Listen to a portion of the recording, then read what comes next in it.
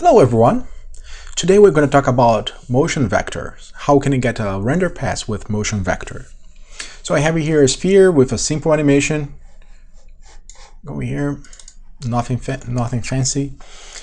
And of course, if you go to render, we don't have a velocity component as an image plane yet.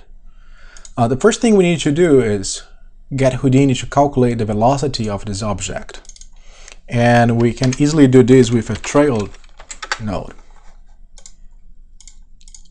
Put it here, and we had a compute velocity.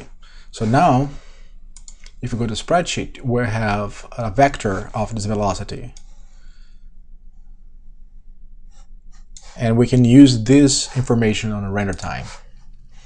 Well, the second step now is going to be when you create a material for this sphere, the one you're going to be using, we import that information, the velocity vector, and we bind export it. So the way to do this is we jump in, so we allow editing content, and anywhere here we can drop a bind, so that you get the velocity vector here. And I can put it as a color there. But now we need to put a bind export.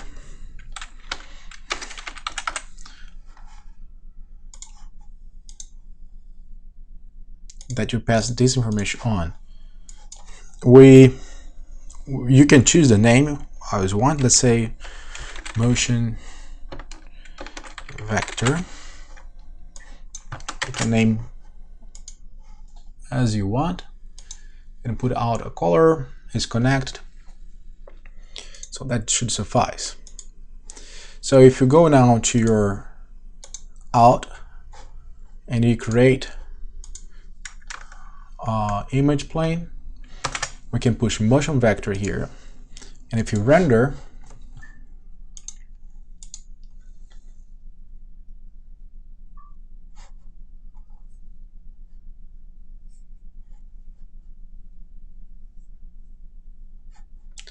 there you go, you're going to find the motion vector information. So you're going to use the velocity in each channel. So in an X, you're going to be red, and if you go to, as it go to the Y X movement, it becomes green, and of course as it stop, it loses the color information. Well, that's all for today. I hope you had enjoyed it.